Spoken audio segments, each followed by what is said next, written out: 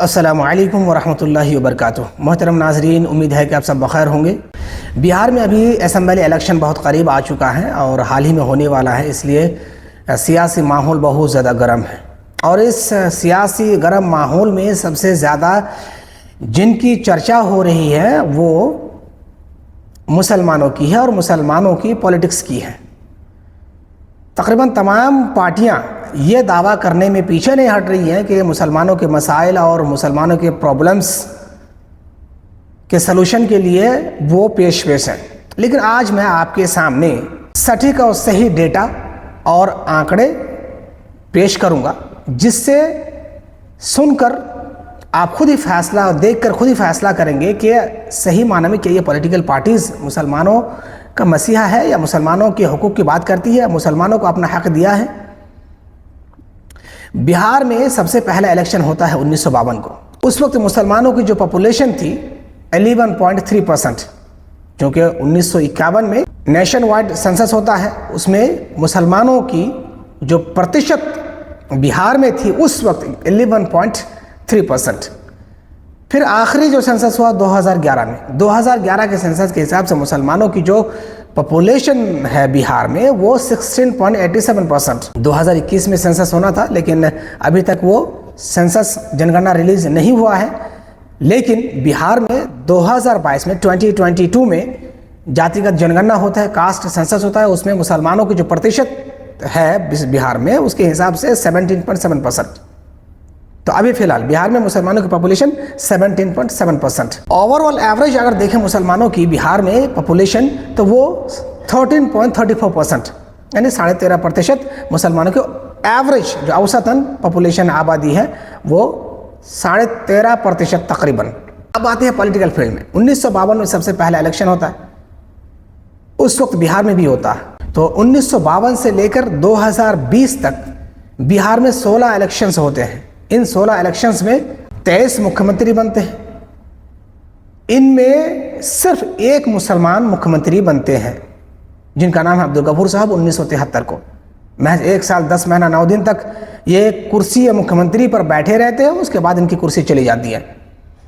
10 deputy CM बने हैं। इन 10 deputy CM में एक भी मुसलमान नहीं। 4836 एमएलएज बनते हैं। इनमें सिर्फ मुसलमान जो है एमएलए वो 353।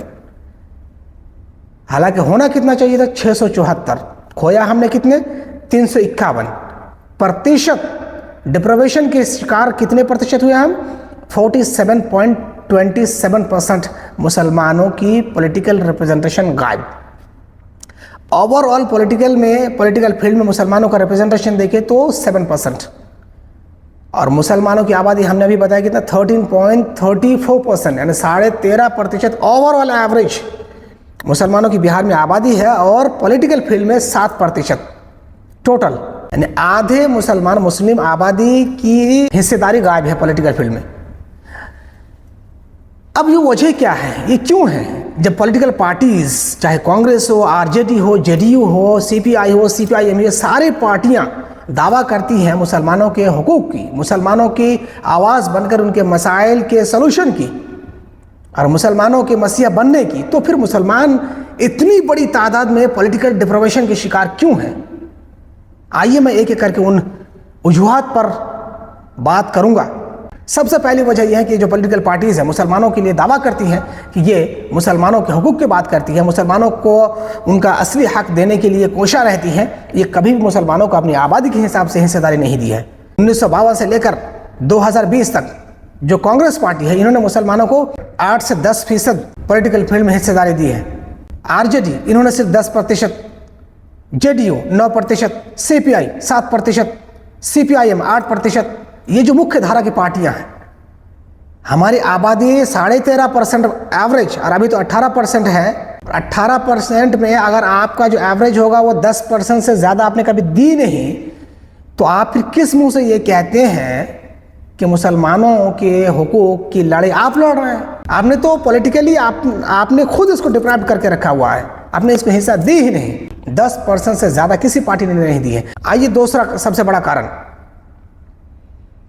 वो सीटें जहां पे मुसलमान जीतने के पोजीशन में होते हैं, या मुसलमान जीत सकता है, उसके जीतने की उम्मीद होती है, उनकी अक्सरियत को इन्होंने रिजर्वेशन कोटे में डाल दिया, यानी एससी और एसटी के लिए रिजर्व कर दिया। अब जाहिर सी बात है, जहाँ पे मुसलमान जीत सकते हैं या जीतने की पोजीशन में होते हैं, जीतने की उम्मीद होती है, वहाँ पे इन्होंने रिजर्वेशन कैटेगरी लागू कर दिया और फिर एसटी और एससी को दे दिया। मुसलमान वहाँ खड़ा हो ही नहीं सकता। जहाँ जीत सकते हैं जब खड़ा नहीं हो सकते, जीतेंगे कैसे? बिहार में 87 सीटें ऐसी हैं जहाँ पे मुसलमानों की आबादी जो है 20% से ज़्यादा है। 47 सीटें ऐसी हैं जहाँ पे मुसलमानों की आबादी 15 से 20% है। अब इन सीटों में मुसलमानों को जीतने के चांसेस ज़्यादा रहते हैं, लेकिन इनकी अक्सरियत में इन्होंने रिजर्वेशन लागू कर दिया और एसटी और एससी को दे दिया है। 40 सीटें ऐसी हैं जहाँ पे रिजर्वेशन लागू कर दिया, 38 सीटें एसटी के लिए और एससी के लिए 2 सीटें। जब मुसलमान जहाँ पे जीतने की उम्मीद होती है वहाँ पे वो खड़ा हो ही नहीं सकता, तो जीतेंगे कैसे? तीसरी वजह यह है कि डिवीजन ऑफ मुस्लिम वोट्स, यानी मुसलमानों की वोटों का बंटवारा। वो सीटें जहाँ पे मुसलमान जीतने की उम्मीद होती है अगर सिंगल किसी एक पार्टी से खड़े हों तो, लेकिन उन सीटों में ये क्या करते हैं, एक से ज़्यादा मुसलमान को उतार देते हैं। नतीजतन मुसलमान ये फैसला नहीं कर पाते हैं, सही डिसीजन नहीं ले पाते हैं या राइट जज नहीं कर पाते हैं कि हम वोट किसको दें। आखिरकार मौका के हिसाब से सही डिसीजन ना लेने के कारण वोटों का बंटवारा हो जाता है और फिर दूसरा वहाँ से जीत के चला जाता है, मुसलमान हार जाता है। और चौथी वजह, खुद मुसलमानों की